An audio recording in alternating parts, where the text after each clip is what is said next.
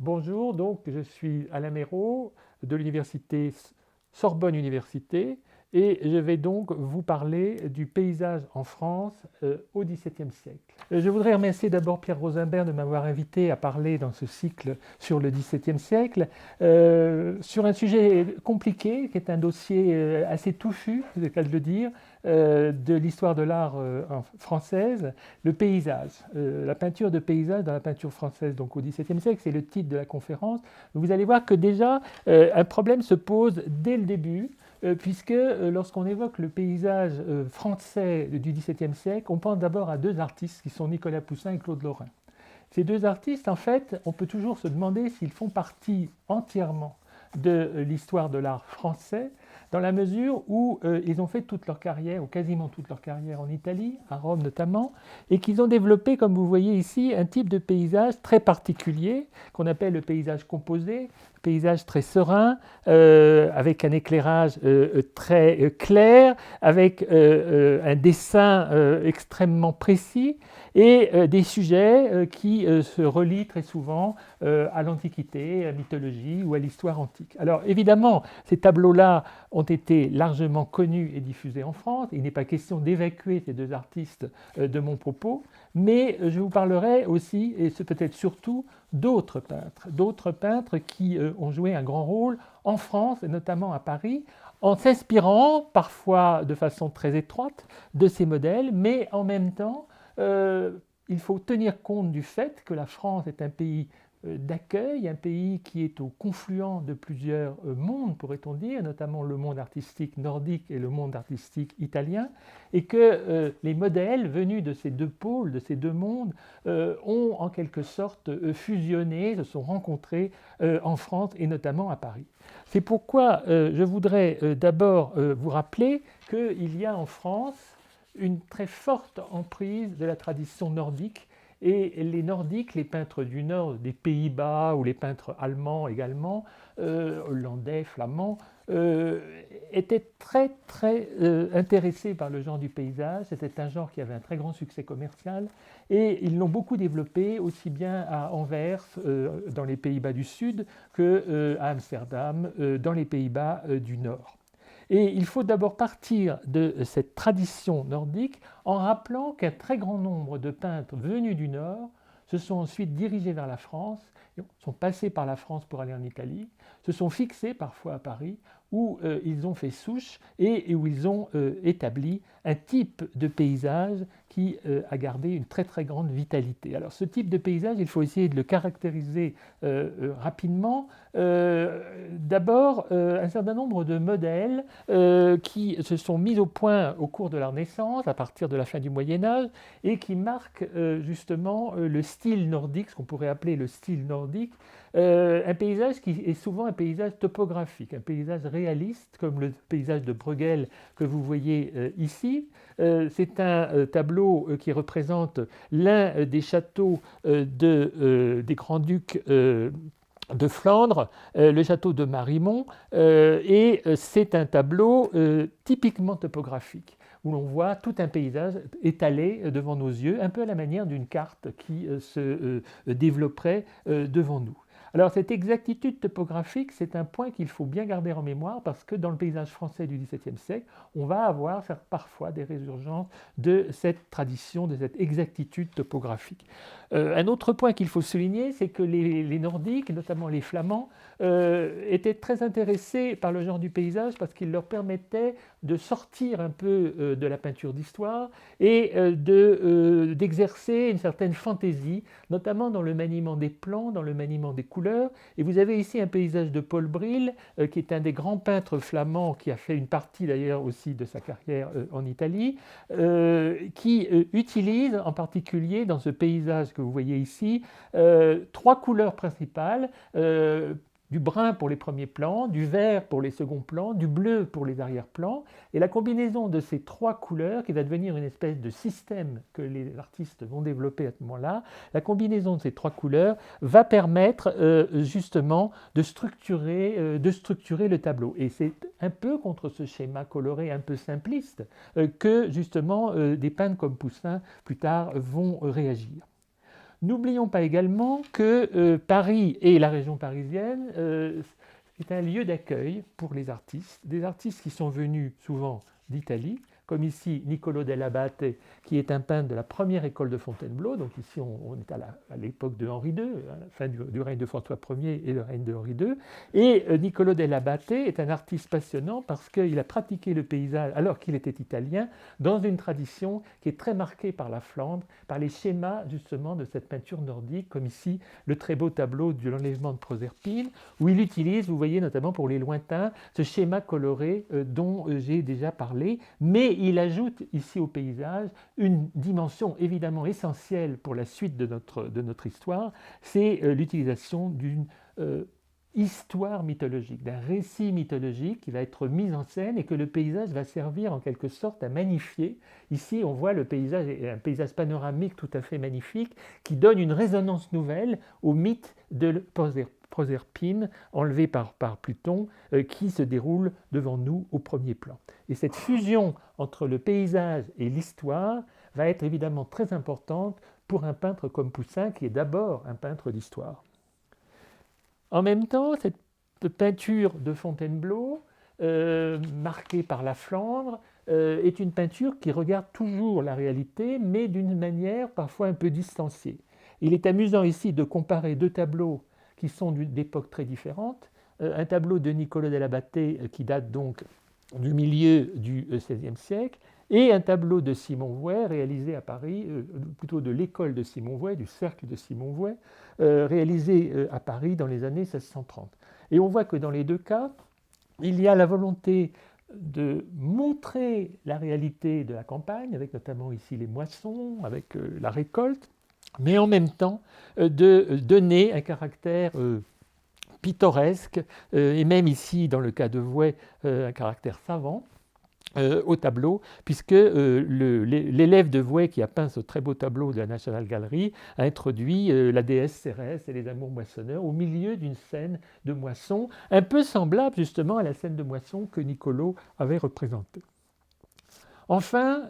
toujours à propos de ces modèles et de ces usages du paysage nordique, il faut rappeler aussi que le paysage est considéré à l'époque comme un genre mineur, c'est-à-dire qu'il va être utilisé à des fins décoratives, à l'intérieur des maisons. Et on pourrait prendre des exemples du XVIe siècle, mais ils sont très mal conservés. Les exemples du XVIIe siècle sont un peu mieux conservés. Et vous avez ici, au château de Cormatin, qui est dans le département de la Saône-et-Loire, un décor d'époque Louis XIII, qui doit dater des années 1630, dans lequel il y a des mélanges entre des sujets d'histoire et des paysages. Comme ici, vous le voyez dans le vestibule de Cormatin, alternent des grands panneaux sur le niveau médian du lambris, représentant des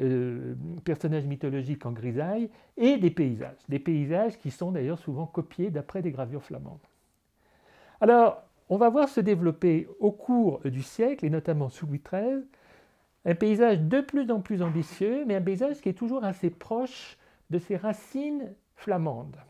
Pour la bonne raison que les deux principaux artistes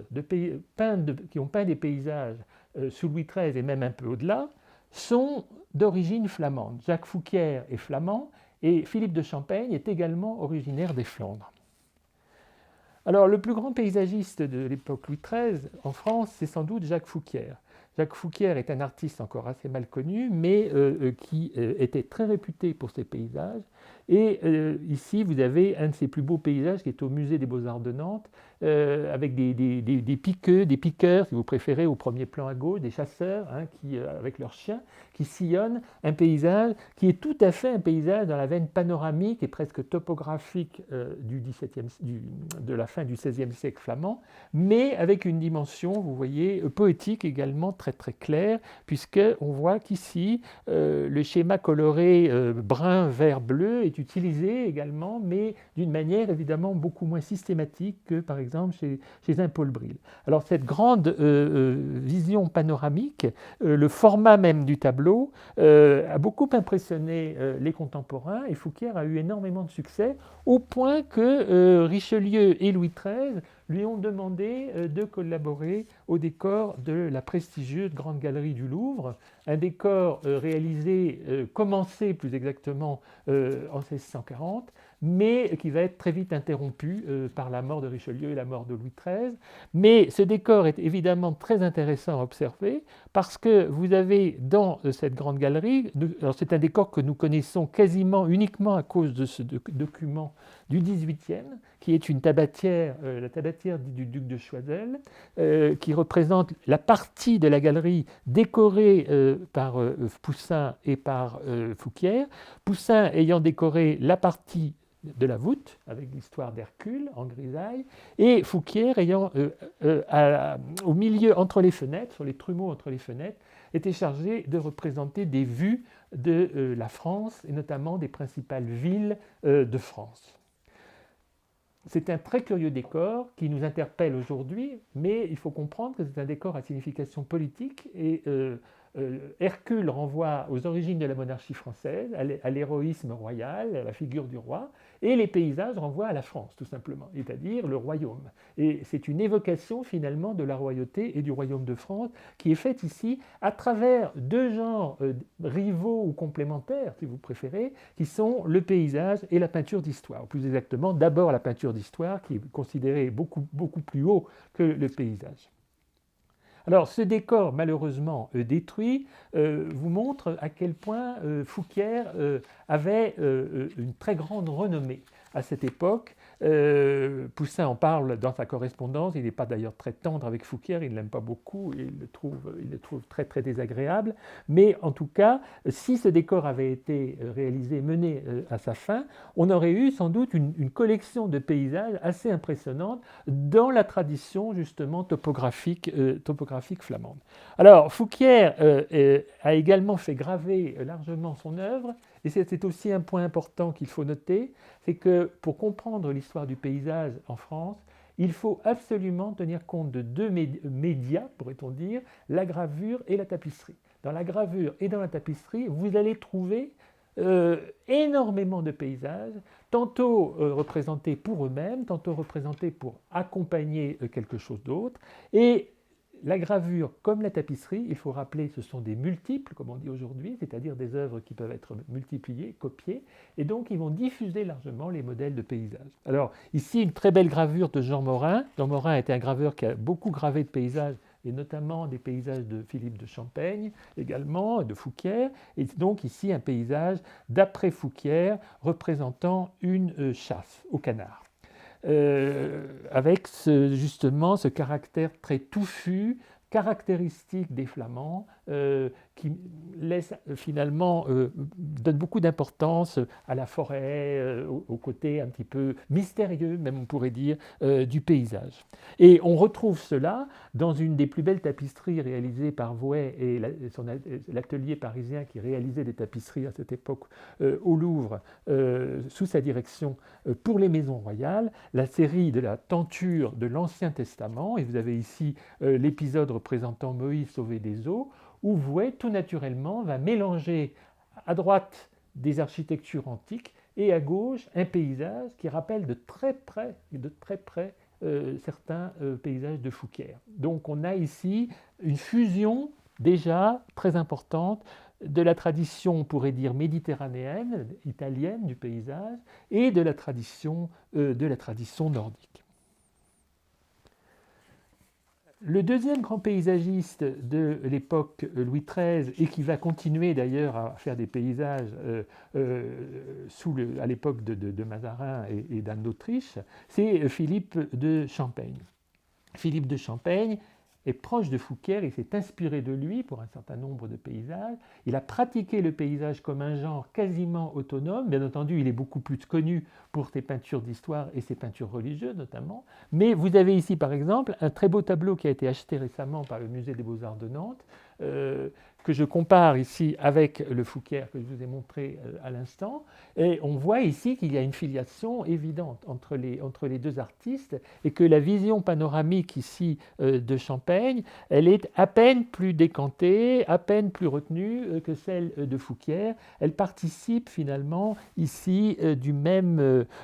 esprit. Alors je laisse de côté une question que je ne résoudrai pas, puisque l'attribution de ce tableau a soulevé des questions, des problèmes, et certains ont dit que ça n'était pas Champaigne. Mais c'est un très beau tableau d'une très haute qualité, donc il est difficile d'écarter cette attribution comme cela.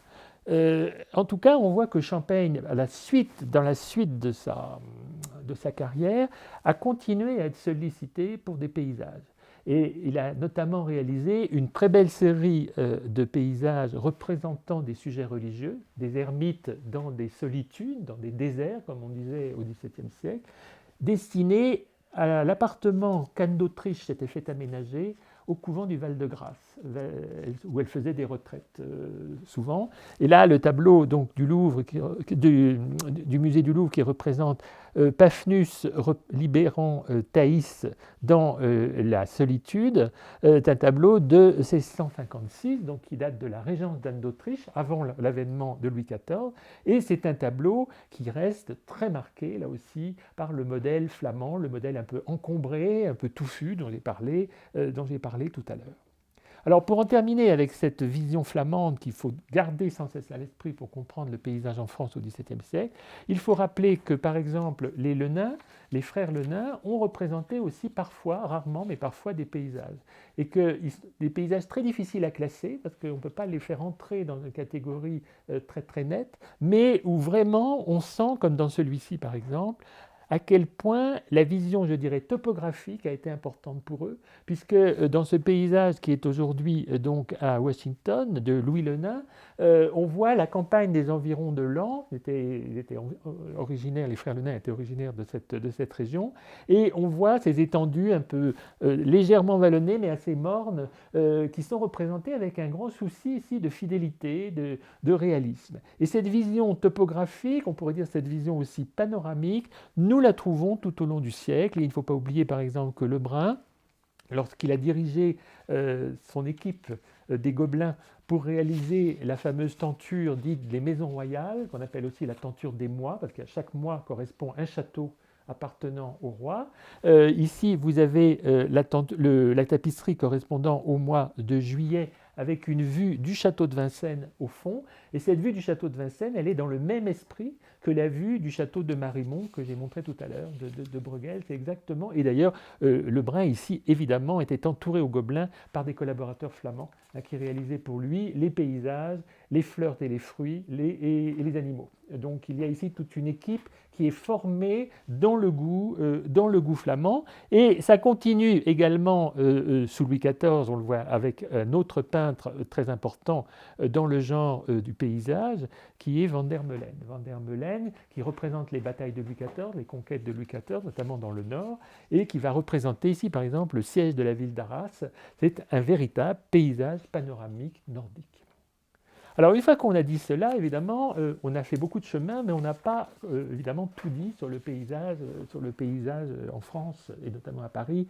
au XVIIe siècle. Parce que c'est là, justement, que vont intervenir nos amis Poussin et Claude, et c'est là qu'on va retrouver justement la prégnance du modèle italien qui va se manifester de différentes façons autour d'une notion que l'on appelle de façon un peu imparfaite, mais enfin c'est mieux que rien, le paysage composé ou parfois aussi paysage classique. C'est un paysage, ou paysage historique également, un paysage, vous allez voir, beaucoup plus ordonné et surtout qui est ordonné en fonction de l'histoire qui est représentée. C'est-à-dire qu'il y a un sujet religieux, un sujet biblique, un sujet mythologique ou historique, et c'est en fonction et autour de ce sujet que le paysage va évidemment s'organiser. Alors, l'œuvre qui a la plus grande importance au début du siècle et qui a beaucoup marqué les artistes français qui allaient à Rome, les artistes nordiques qui allaient à Rome, c'est ce qu'on appelle les lunettes Aldobrandini, c'est-à-dire des tableaux en forme de lunettes qui étaient destinés à une chapelle, la chapelle du palais Aldobrandini à Rome. Et ces lunettes ont été réalisées par Annibal Carràche et ses élèves. Et Annibal Carràche a notamment peint cette lunette représentant la fuite en Égypte qui est conservée à la galerie Doria Pamphili à Rome. Et on voit très bien comment le paysage, très structuré, comme vous le voyez, avec notamment la présence de l'architecture au centre qui cale la composition, comment ce paysage s'ordonne autour des personnages, en l'occurrence ici la Sainte Famille qui fuit en Égypte et que vous voyez avancer sur le devant du tableau. Tout est subordonné à cela et le ciel, les arbres, la montagne, tout cela vont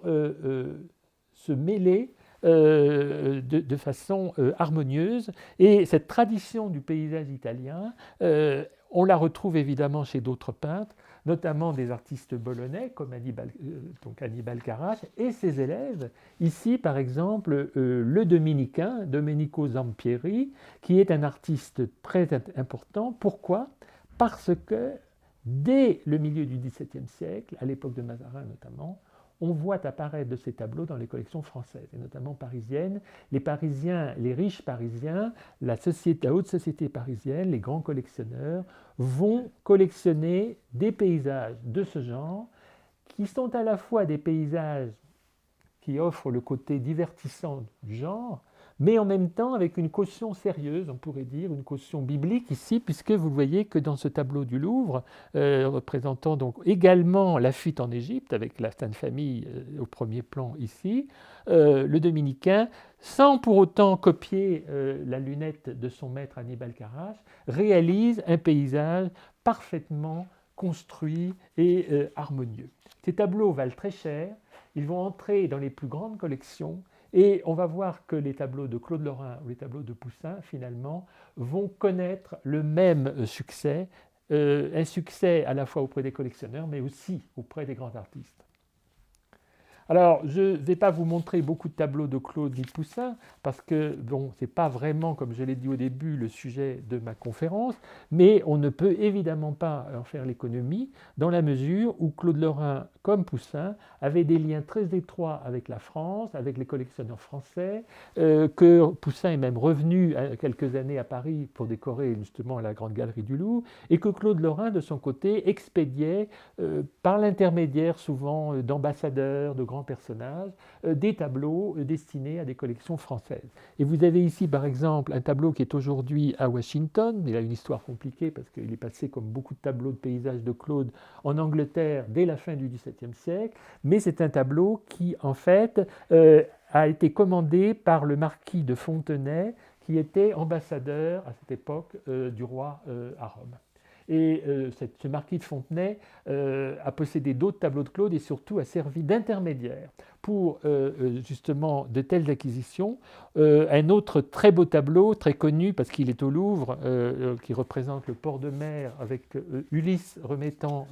Chryséis à son père. C'est un tableau commandé par l'intermédiaire du marquis de Fontenay, mais destiné au duc de Liancourt, d'abord donc un très grand personnage de la cour, puis au duc de Richelieu, le neveu du cardinal de Richelieu, et il entre dès 1665 dans la collection de Louis XIV. Donc il est vraiment très en vue, et ces tableaux-là, ils ont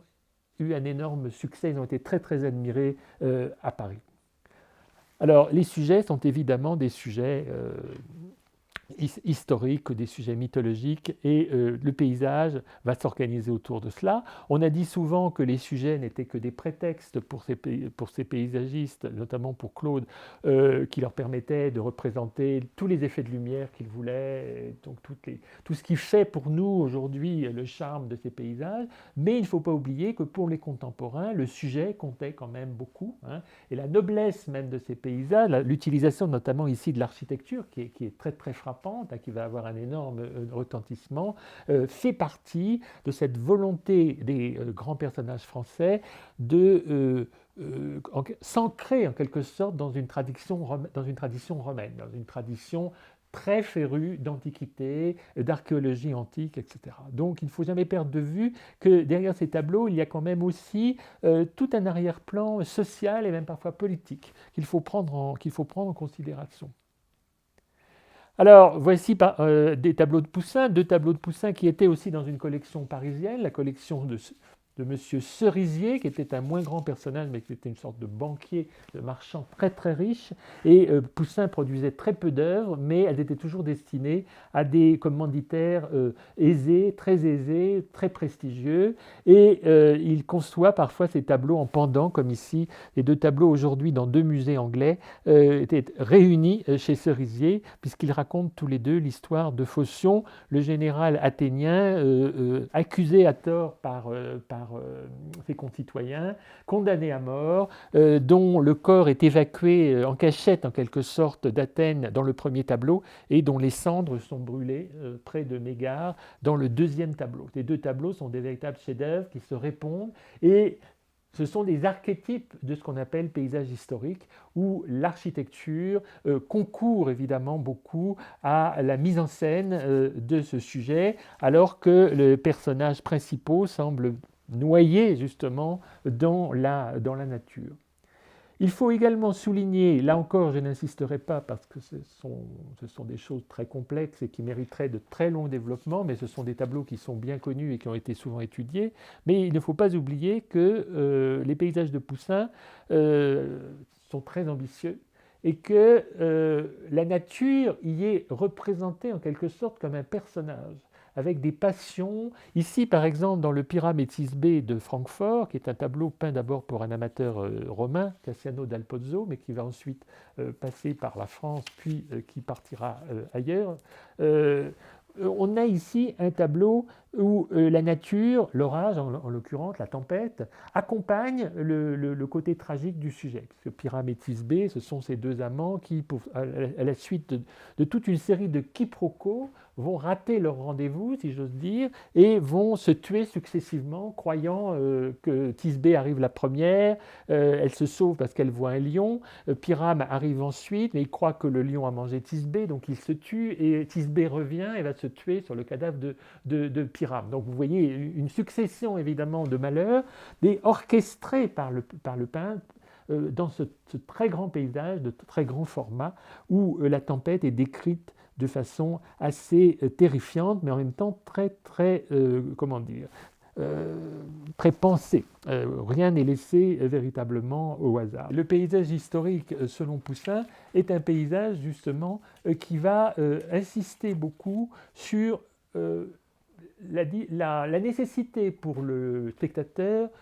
de le lire, c'est-à-dire de ne pas être seulement impressionné par la beauté des arbres, de la lumière, etc. Le paysage n'est pas un simple divertissement aux yeux de Poussin, c'est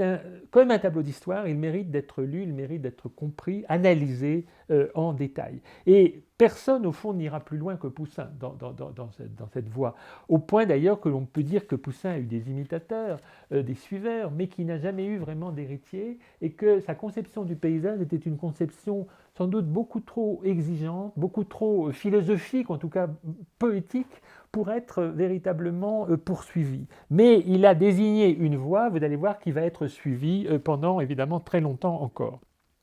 Alors on a ici un peintre qui lui aussi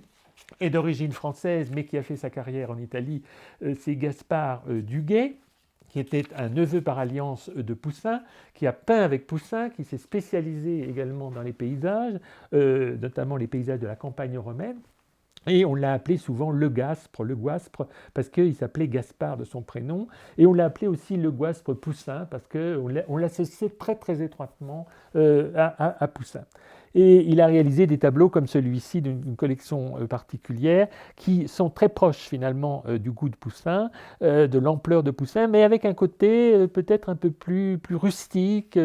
plus proche de la nature d'une certaine manière. C'était quelqu'un qui aimait beaucoup la nature, qui aimait beaucoup s'y promener, qui aimait beaucoup chasser, alors que Poussin la regarde toujours avec une certaine distance et une certaine, je dirais, mélancolie. Gaspard Duguay ne s'embarrasse pas trop de références à l'Antiquité. il va être très suivi là aussi, et c'est au fond un Poussin un peu plus accessible qui va diffuser le style de Poussin en France. Alors, il est temps d'en venir ici à des peintres qui sont ce qu'on appellerait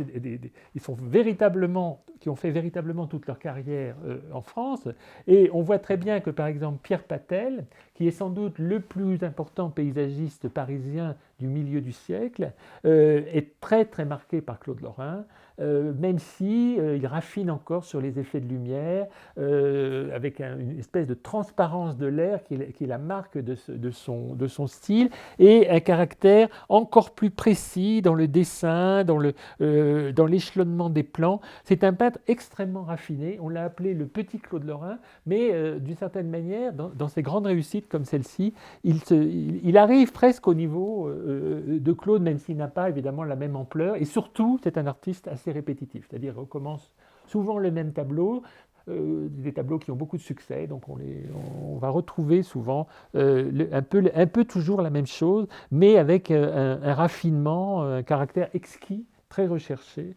qui est sa marque. De même, les tableaux de Poussin vont avoir une grande influence sur un peintre qui s'appelle Sébastien Bourdon, qui peint notamment à Paris ou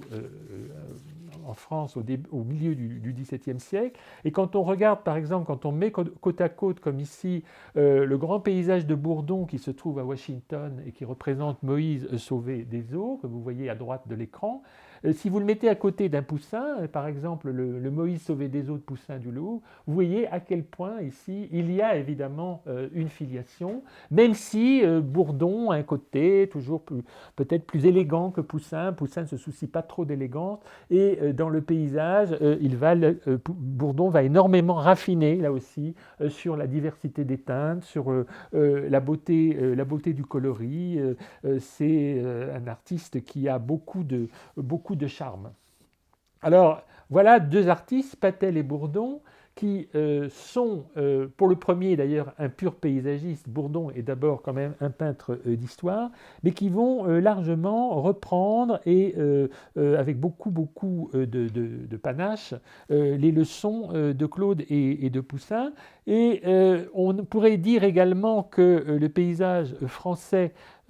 trouve son épanouissement autour de 1650 à Paris, avec un autre artiste, Laurent de La Hire, qui, lui, n'a jamais été en Italie, est toujours resté, alors que Patel, on se demande s'il n'y a pas été, etc. Bourdon a été également à Rome, mais La Hire n'a pas été en Italie, et il a connu le paysage nordique comme le paysage italien, à travers les tableaux qu'il pouvait voir à Paris, à travers la gravure, à travers donc un certain nombre d'intermédiaires. Et on s'aperçoit, quand on regarde les paysages de La Hire, il y en a un certain nombre, le plus souvent avec des sujets d'ailleurs, mais pas des sujets forcément très historiques, qu'il a beaucoup utilisé, on pourrait dire décanté ces modèles. Le paysage avec un porcher à gauche qui est à Montréal est un paysage qui regarde beaucoup vers la tradition flamande panoramique. Mais avec une lumière italienne, avec une lumière plus chaude, hein, avec quelque chose qui n'est pas tout à fait flamand. Et puis le paysage de Lille, que vous voyez à droite, le paysage avec un joueur de flûte de Lille, est un paysage où le sujet est un sujet antique, où on voit des bergers près d'un tombeau, il y en a un qui joue de la flûte, c'est un sujet qui rappelle les bergers d'Arcadie de Poussin, mais en même temps, la façon de traiter les arbres, la façon de traiter le panorama, l'opposition très étonnante entre l'arbre presque filiforme de gauche et puis les gros arbres touffus de droite, tout cela relève plutôt de la tradition réaliste du Nord. La Hire va arriver à un très grand degré de sophistication dans ces paysages, des paysages qui sont vraiment des paysages historiques, mais différents de ceux de Poussin, par l'exécution d'ailleurs, par la finesse de la lumière, par le raffinement extrême du dessin. Un tableau qui est sans doute en relation avec la fin de la Fronde et qui serait peut-être une célébration donc de la victoire d'Anne d'Autriche et de Mazarin sur les frondeurs, un tableau qui représente la justice et la paix s'embrassant dans un paysage, et ce tableau qui se trouve aujourd'hui à Cleveland est typique de ce raffinement parisien du milieu du siècle qu'on a appelé parfois un style atticisant ou attique, par référence à Athènes et à la délicatesse, à l'élégance du style grec. En tout cas, voilà un artiste qui réussit à être très original malgré tout, mais qui n'existerait pas sans doute, qui n'aurait pas existé sans les grands exemples de Claude Lorrain, par exemple, qu'il a pu voir dans les collections parisiennes. Alors, il se passe pour ce genre de paysage la même chose que pour le paysage nordique de la fin du XVIe ou du début du XVIIe siècle, c'est-à-dire qu'il va être largement diffusé grâce à la gravure, mais aussi à son insertion dans des décors. Vous avez par exemple ici une gravure représentant le fameux cabinet de l'amour de l'hôtel Lambert à Paris, qui a été décoré autour de 1640-50, par Le Sueur et par d'autres artistes. Et sur toute la partie médiane du lambris, ici, en dessous des tableaux d'histoire, vous avez des paysages. Alors, le décor a été dispersé, les tableaux se trouvent pour la plupart au Louvre aujourd'hui, et Patel, par exemple, a collaboré à ce décor. Un décor intéressant parce que beaucoup d'artistes français, mais également nordiques, y ont collaboré. Ils étaient tous à Paris à ce moment-là et ils ont été sollicités pour décorer le cabinet de l'amour de l'hôtel Lambert. Et ce sont des œuvres en général très très raffinées. De même, si vous prenez un artiste qui s'appelle Henri Maupercher, qui est moins connu que Patel ou que Lahire, voilà un artiste spécialisé dans le paysage, qui a fait sa carrière là-dessus, sa réputation là-dessus, et qui était en même temps graveur, c'est-à-dire qu'il a pu faire des tableaux qu'il faisait payer sans doute assez cher aux amateurs qui pouvaient se les offrir, comme le très beau paysage avec Moïse, enfant, retrouvé à gauche, qui est au musée du Petit Palais à Paris, et puis des gravures faites par lui-même, des gravures à l'eau forte, extrêmement sensibles, où justement on retrouve cette finesse, cette délicatesse, cet esprit qui n'est pas du tout semblable à, je dirais, la majesté et la grandeur romaine, mais qui est quelque chose de très particulier à la peinture parisienne des années 1640-1650. N'oublions pas également que dans ce paysage français du milieu du siècle, on voit apparaître aussi des artistes qui mettent l'accent sur la vie à la campagne, la vie rustique. Par exemple, Jacques Stella, qui était un ami de Poussin, qui a été longtemps en Italie et qui a mené une œuvre assez différente de celle de Poussin, mais une œuvre assez rare de lui, à gauche, vous voyez, qui se trouve à Ottawa, est une gouache d'assez petite dimension qui représente un paysage, je dirais, dans le goût nordique, mais insistant sur la vie à la campagne, la vie rustique. Et sa nièce, Claudine Bouzonnet-Stella, a ensuite gravé, d'après son oncle, un certain nombre de paysages qu'on appelle des pastorales, où on voit des paysans. Des paysans évidemment qui ont l'air très heureux, très détendus, mais ce n'est pas quand même les bergers antiques de Claude Lorrain, c'est autre chose. C'est une vision qui se veut malgré tout une vision rustique et avec un élément réaliste. Enfin, pour en finir provisoirement avec ce paysage français du milieu du siècle, il faut rappeler que vers 1650, 60 et dans les années qui suivent, on a aussi toute une série de graveurs qui vont diffuser cette manière. Et les plus célèbres de ces graveurs sont les graveurs de la famille Perel. Il y a toute une famille ici de graveurs qui se font une spécialité de feuilles comme celle que vous voyez. Il y en a des centaines et des centaines de paysages. Ce qui montre que ce genre du paysage est devenu quelque chose de très apprécié à l'époque et apprécié un peu partout, pas seulement par des grands collectionneurs qui peuvent payer très cher de la peinture, mais également par des gens qui peuvent s'acheter une image, comme on disait à l'époque, on ne disait pas une gravure, une image qu'ils pouvaient ensuite garder chez eux. Avant de passer à la troisième et dernière partie qui est consacrée donc au paysage de la fin du règne de Louis XIV, il faut rappeler également l'existence d'un artiste qu'on a tendance un peu à oublier, mais qui est quand même, à mon avis, le grand paysagiste de l'époque du début du règne de Louis XIV, des années 60, qui est Francisque Millet. Francisque Millet, qui est un Flamand d'origine. Il est né à Anvers, mais il est mort à Paris en 1679, très exactement. Et c'est un artiste très intéressant parce qu'il a une formation flamande, une formation anversoise, et en même temps, il est fasciné par Poussin. Et il va faire du Poussin un peu flamand, si j'ose dire, au point que le grand historien André Félibien l'appelle dans ses entretiens sur la peinture, ce flamand qui tâchait d'imiter la manière de Poussin. Il y a un certain mépris dans la façon dont Félibien parle de Francisque Millet, mais ça montre bien qu'ici, l'artiste est un artiste d'envergure qui est capable de faire des paysages à la manière de Poussin ou de Duguay, comme celui que vous voyez à gauche du musée de Marseille, mais parfois de se hausser à une vision assez étonnante, un paysage panoramique très accidenté avec un orage qui est à la National Gallery de Londres et où l'on retrouve la vision panoramique à la manière de Fouquier ou de Champaigne, mais avec évidemment une dramatisation du paysage qui, elle, vient de Poussin. Et on s'est toujours demandé ce que représentait exactement le sujet de ce paysage et on pense aujourd'hui qu'il doit s'agir de Lot et sa famille fuyant Sodome et Gomorrhe, frappés par le feu du ciel, par cet éclair qui est en train de tomber à l'arrière-plan sur la ville, dans un paysage grandiose de montagne. Alors, j'en viens maintenant à la fin de mon propos, mais ça n'est pas sans doute la moins intéressante, même si c'est sans doute la plus mystérieuse. Parce qu'on a l'impression, quand on étudie de plus près la question du paysage en France au XVIIe siècle, qu'après Millet, il n'y a plus grand-chose, et que le paysage est un genre qui va peu à peu, je ne dis pas disparaître, mais en tout cas disparaître de l'histoire de l'art, qui va être beaucoup moins mentionné, et qui va surtout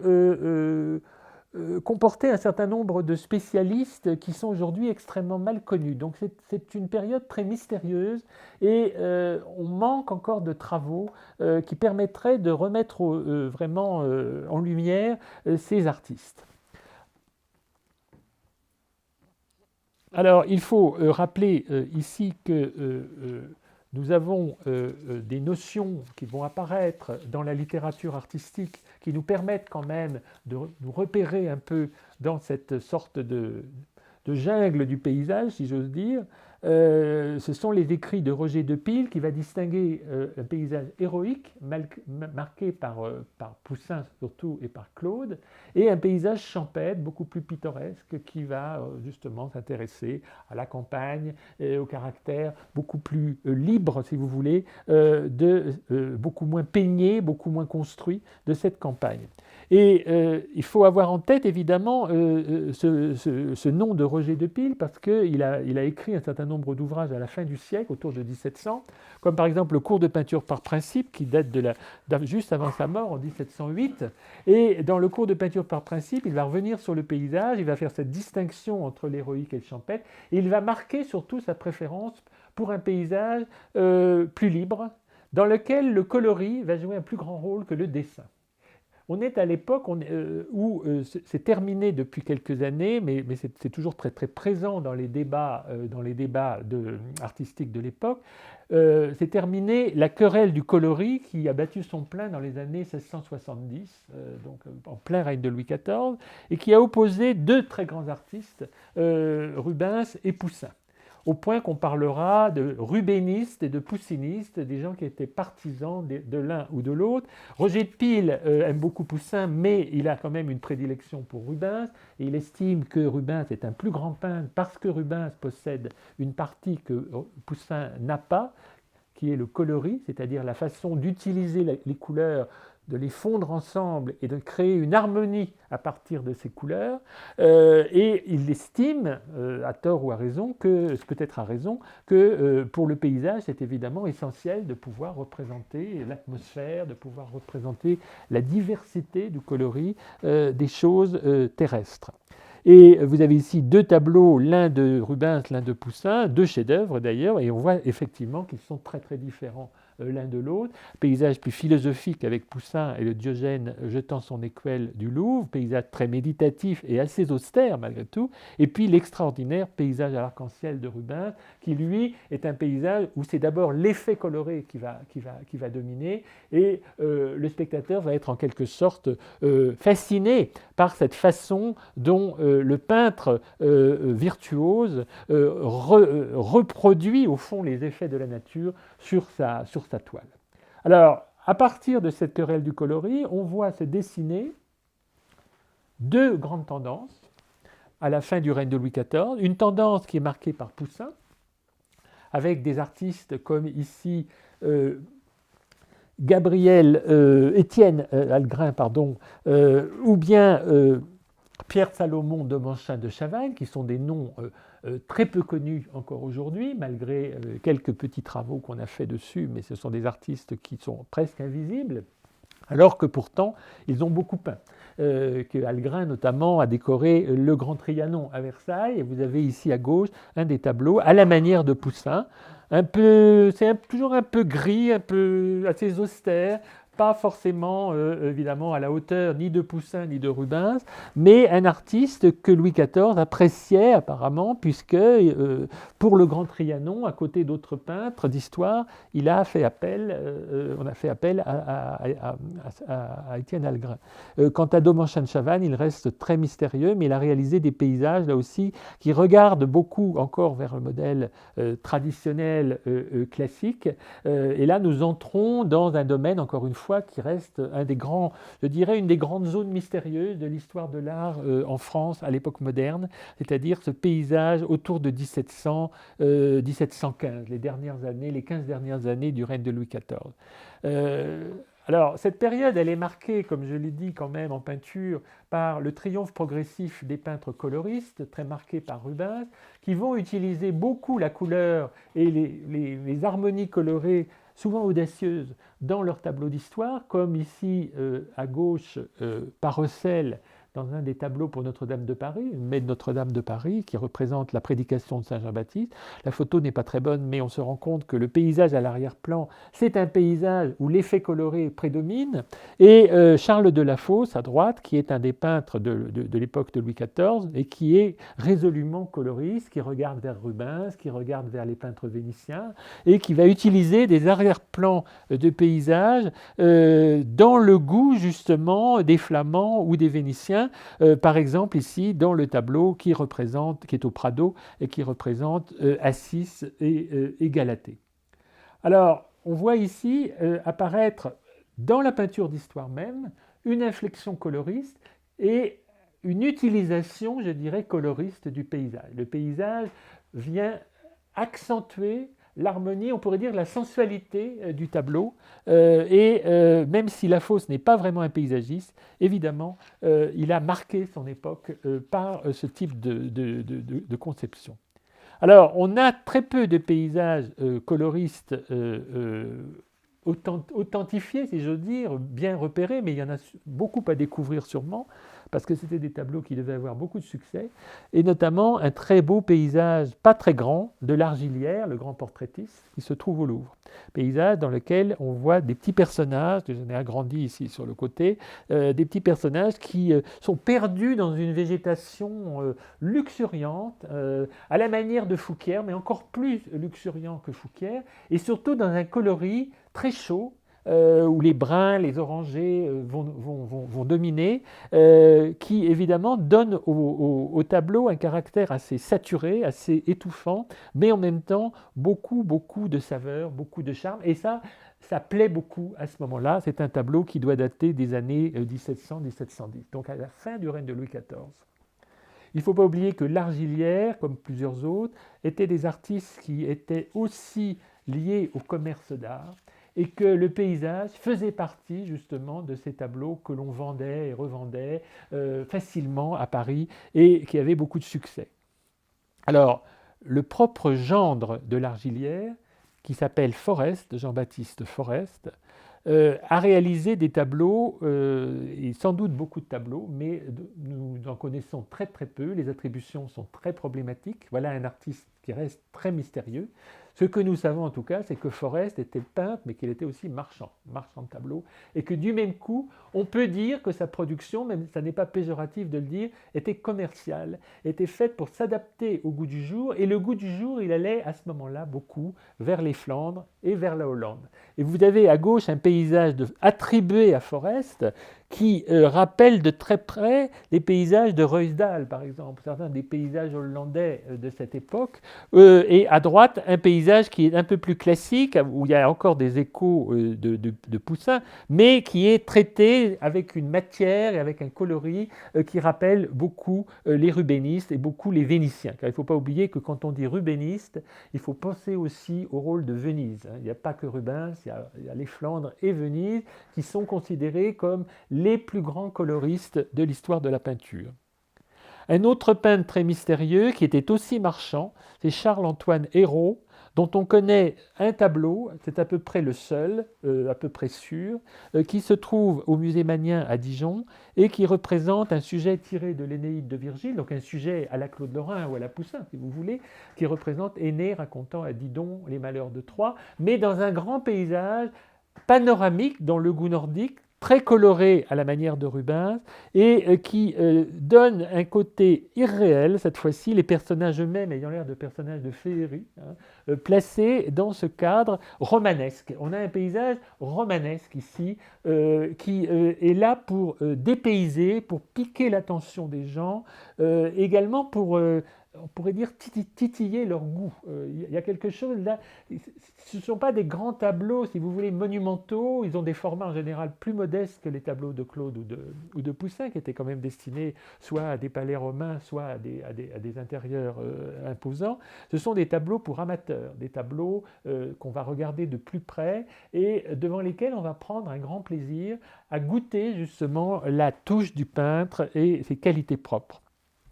Et voici un autre tableau qui témoigne de cette volonté de renouvellement du paysage à la fin du règne de Louis XIV par le neveu d'Étienne Algrin, Gabriel Algrin, qui a été reçu à l'Académie royale de peinture et de sculpture de Paris en 1716. Et ce morceau de réception se trouve aujourd'hui au Musée des Beaux-Arts de Bordeaux. C'est un paysage qui est ordonné d'une certaine façon, puisqu'on va retrouver des architectures, des éléments de sculpture au premier plan, des échappées vers la gauche et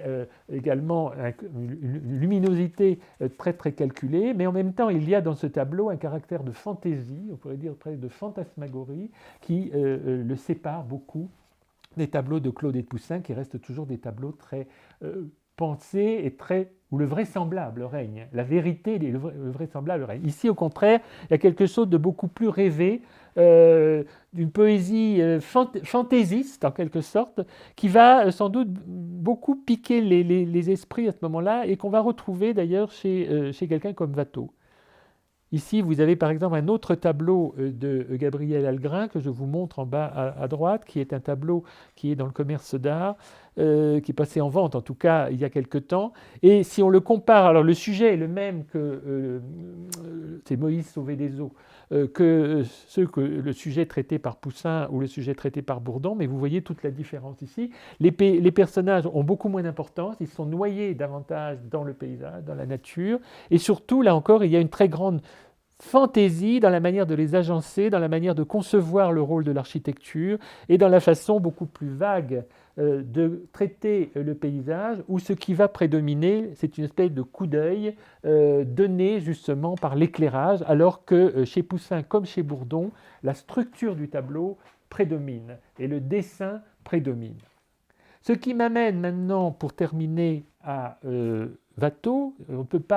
On pourrait dire, après tout, Watteau, ça n'est plus le XVIIe siècle, c'était autre chose, et on aurait raison par certains côtés, mais il me semble que Watteau, c'est quand même la fin du règne de Louis XIV aussi, et que c'est un nouveau paysage qui commence à ce moment-là. C'est un paysage justement qui va tourner le dos à ce paysage français que j'ai essayé de vous montrer. Watteau, d'abord, il est évidemment à situer dans le clan des coloristes, dans le clan des artistes qui ont été fort marqués par la peinture vénitienne et par la peinture flamande. Il est lui-même flamand, puisqu'il est né à Valenciennes, enfin il est vraiment un peintre du Nord. Donc Watteau est un peintre dont la culture est une culture du Nord et également une culture vénitienne, parce que les deux sont liés. Et parmi ses artistes de prédilection, il y a Domenico Campagnola, dont vous voyez un dessin à gauche. Domenico Campagnola, qui est un artiste donc, du XVIe siècle vénitien, qui est très apprécié à l'époque de Watteau par les collectionneurs, notamment par Crozat. et que Watteau connaît très bien au point de copier quasiment textuellement les dessins de Campagnola. Vous avez ici l'exemple de deux dessins. Celui de droite à la sanguine est une copie par Watteau d'un dessin de Campagnola qui est aujourd'hui dans la collection du Metropolitan Museum. Et ce sont des dessins où l'aspect rustique, si vous voulez,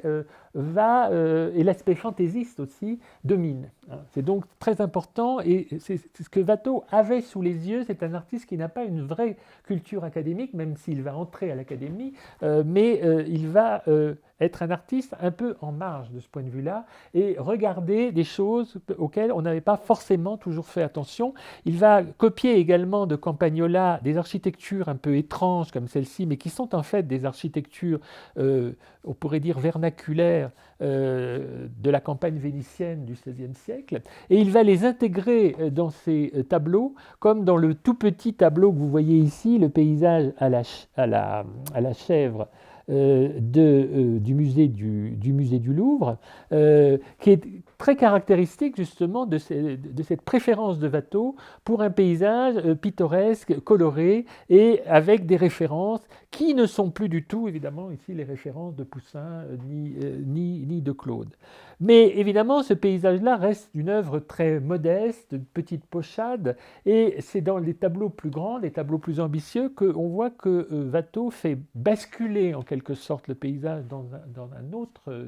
domaine, dans un autre monde. Et on peut dire que, si on veut beaucoup simplifier, que le paysage qui était d'abord avant une construction devient un état d'âme. C'est-à-dire que la construction, elle est là bien sûr, dans le très beau paysage assez peu connu qui est à l'Ermitage à Saint-Pétersbourg. Vous avez un paysage où les personnages n'ont presque plus d'importance, ils sont là pourtant, mais ils sont rejetés sur les côtés du tableau, avec notamment ici quelque chose de très important, deux personnages,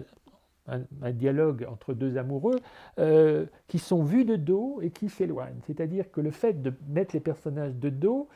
qui regarde donc vers le paysage et qui tourne le dos au spectateur, va introduire une nouvelle dimension qu'on va retrouver par la suite souvent, notamment dans le paysage romantique, où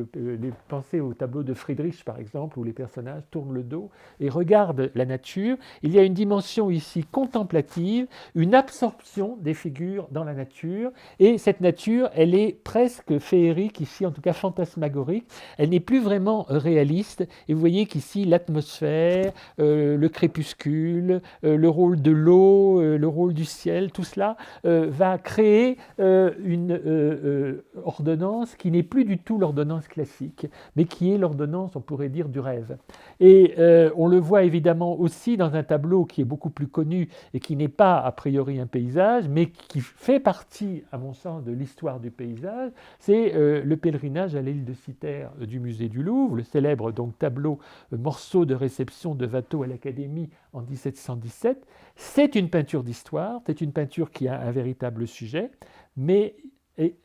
comme les peintres d'histoire, Watteau va placer ses figures dans un certain paysage, mais qu'il s'agisse de l'histoire ou qu'il s'agisse du paysage, ça n'a plus rien à voir avec le modèle classique. Les personnages de Watteau, leur rôle reste ambigu, l'interprétation, comme vous savez, du tableau a été très fluctuante. On s'est souvent demandé si c'était un départ pour Cythère ou un retour de Cythère. On peut se projeter différemment dans les attitudes des personnages. Il y a donc une ambiguïté. Il y a aussi ici le rôle des personnages qui s'éloignent, les personnages vus de dos, notamment au centre de la composition, et le paysage est un paysage complètement rêvé. Ça n'est évidemment pas un paysage latin, un paysage grec ou un paysage romain, alors qu'il s'agit en principe de l'île de Cythère, mais c'est plutôt une variation très personnelle sur les paysages de Rubens ou bien sur certains des paysages de l'île de France. Donc il y a là, si vous voulez, une sorte de finesse poétique qui fait que le paysage, en quelque sorte, se déconstruit ou commence à se déconstruire sous nos yeux et va évoluer vers des modèles un petit peu différents. Mais j'espère vous avoir montré tout de même que pendant ce XVIIe siècle, et en France même, grâce à la position centrale de la France, grâce aux contacts divers que les artistes ont pu avoir les uns avec les autres, grâce aussi à la circulation des œuvres et au commerce, le paysage a été un genre extrêmement actif et qui a produit un grand nombre de chefs-d'œuvre. Je vous remercie.